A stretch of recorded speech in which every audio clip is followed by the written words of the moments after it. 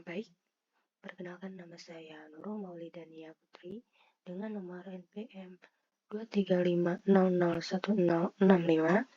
Di sini saya membuat video presentasi yaitu untuk memenuhi salah satu tugas dari mata kuliah Dasar Ilmu Tanah dengan judul bab yaitu pH tanah, kejenuhan basa, dan unsur hara.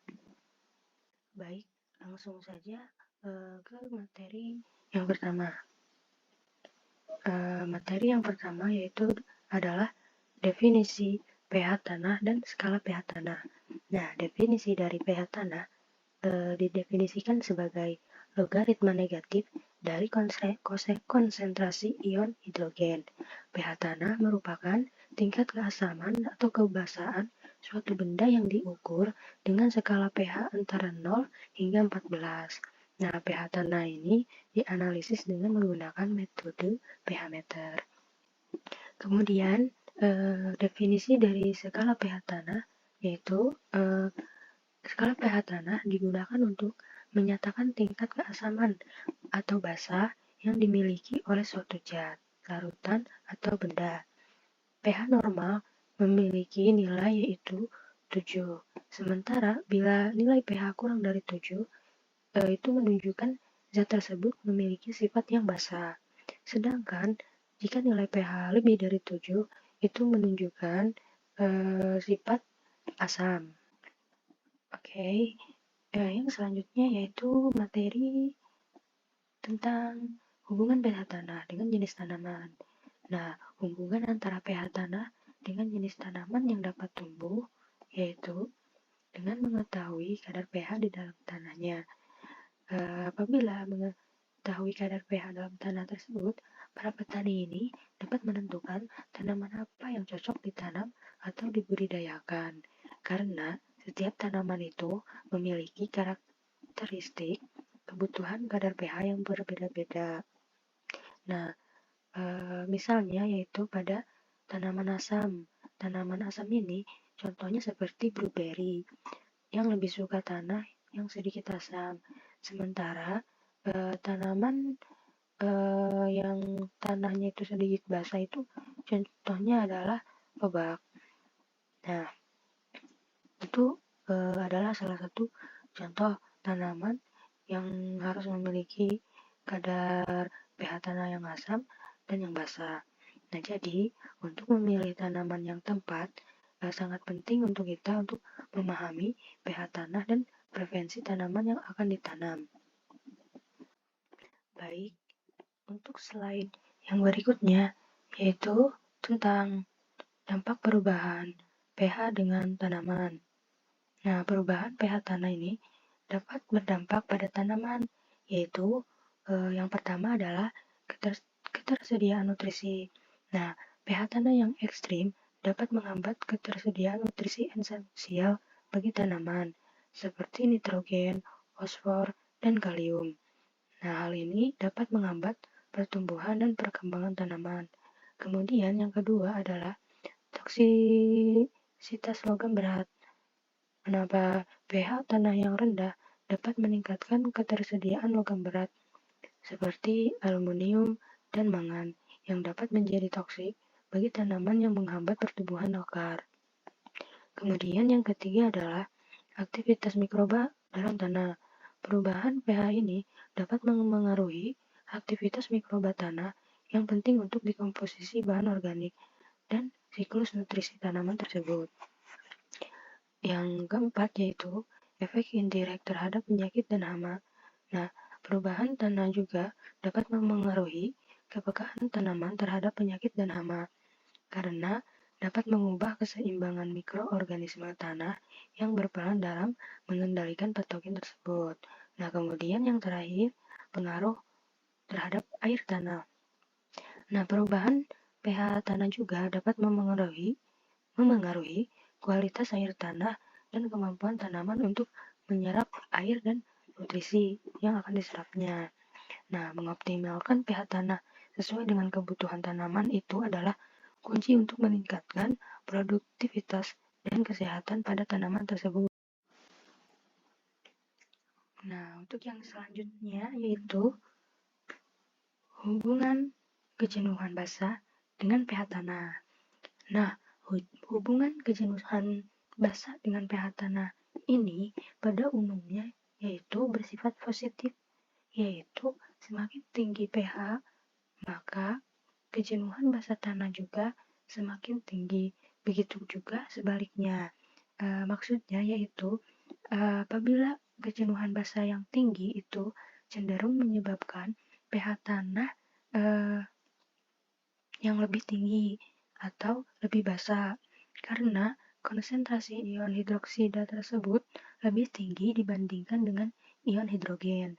Nah, ini umumnya terjadi pada tanah yang kaya akan bahan organik dan memiliki kation basa seperti kalsium dan magnesium. Nah, begitu juga sebaliknya. Apabila kejenuhan basa yang rendah cenderung menyebabkan pH tanah yang lebih rendah atau lebih asam karena konsentrasi ion hidrogen ini lebih tinggi dibandingkan dengan ion hidroksida. Nah, hal ini sering terjadi pada tanah yang miskin bahan organik dan kation basa. Nah, dengan demikian, kejenuhan basa ini dapat mempengaruhi pada pH tanah dengan mengatur keseimbangan antara hidrogen dan ion hidroksida dalam tanah tersebut. Nah, slide yang selanjutnya yaitu tentang macam-macam unsur hara. Nah, macam-macam unsur hara esensial ini dibagi menjadi dua, yaitu unsur hara makro dan unsur hara mikro. Nah, unsur hara makro ini adalah unsur hara yang dibutuhkan tanaman dalam jumlah yang banyak. Nah, dalam unsur hara makro itu dibagi menjadi dua, ada unsur hara makro primer dan juga sekunder. Nah, unsur hara makro primer itu yaitu diantaranya ada N, P, dan K. Nah, disebut dengan unsur hara makro primer karena unsur hara yang dibutuhkan tanaman dalam jumlah banyak, tetapi umumnya di dalam tanah jumlahnya sedikit. Nah, sehingga perlu dilakukan pemupukan. Sementara itu, yang disebut dengan unsur hara makrosekunder yaitu sekunder itu adalah unsur hara yang dibutuhkan tanaman dalam jumlah banyak juga, tetapi umumnya di dalam tanah jumlahnya itu sudah mencukupi sehingga seringkali tidak diperlukan pemupukan. Nah, diantaranya yaitu C, A, M, G, dan S. Nah, kemudian yang kedua adalah unsur hara mikro. Nah, unsur hara mikro ini juga dibagi menjadi dua, yakni unsur hara mikro logam dan unsur hara mikro non-logam.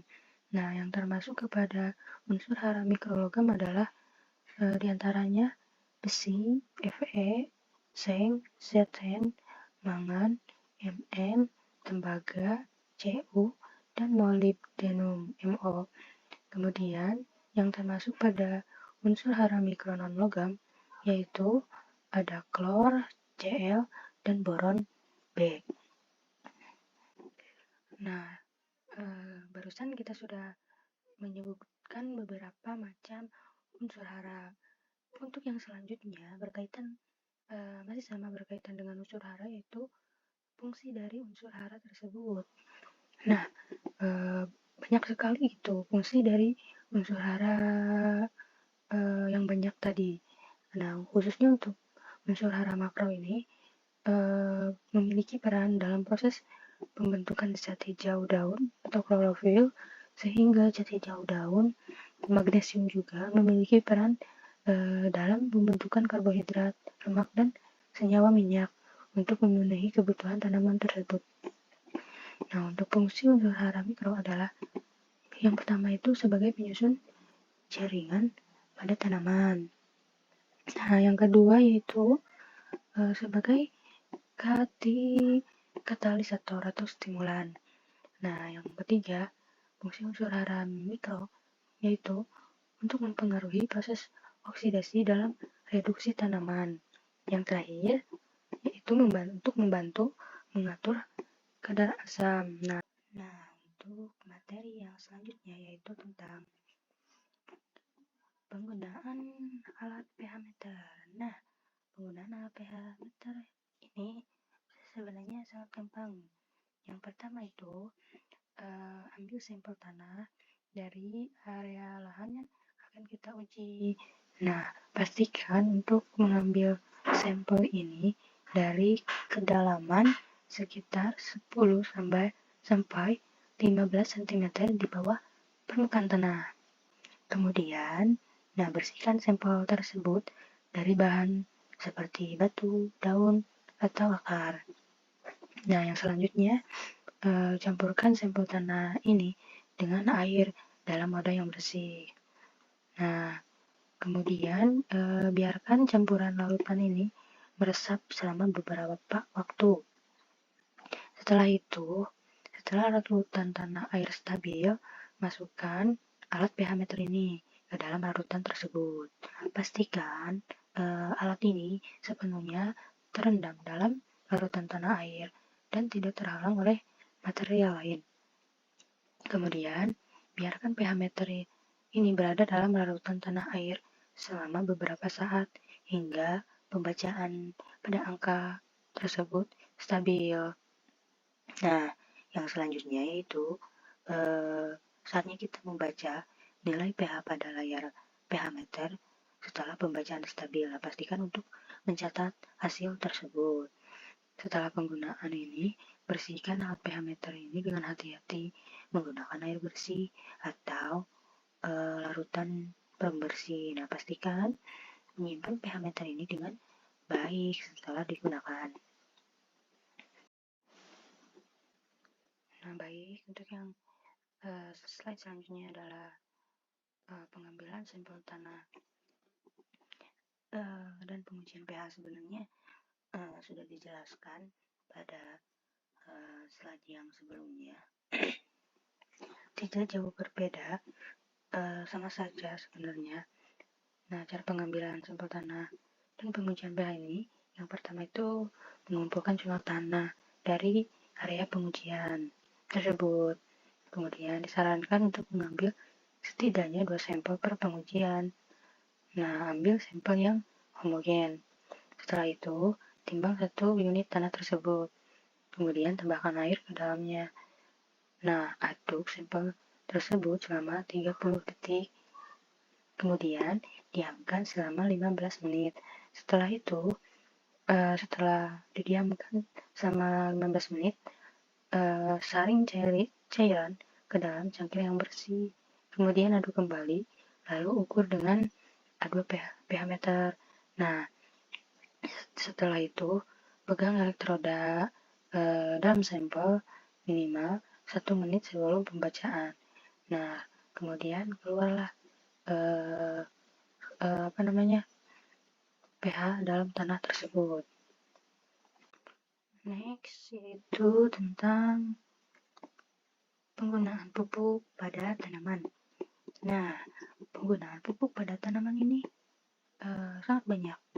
Yang pertama yaitu memperbaiki kesuburan tanah. Nah, pupuk ini dapat memberikan nutrisi tambahan yang mungkin kurang atau tidak cukup tersedia dalam tanah untuk mendukung pertumbuhan tanaman tersebut. Nah, yang kedua yaitu meningkatkan pertumbuhan dan produksi. Nah, pupuk ini menyediakan nutrisi esensial yang diperlukan untuk pertumbuhan vegetatif dan reproduksi tanaman, sehingga akan meningkatkan pada hasil panen nanti. Yang ketiga yaitu mengoptimalkan kesehatan tanaman. Nah, pupuk juga sangat membantu tanaman untuk mengatasi tanaman tersebut apabila stres pada lingkungan dan penyakit, serta dapat memperkuat sistem pertahanan pada tanaman tersebut. Nah, yang keempat yaitu meningkatkan kualitas hasil panen. Nah, pupuk juga ini dapat mempengaruhi pada kualitas buah, sayuran, atau bunga.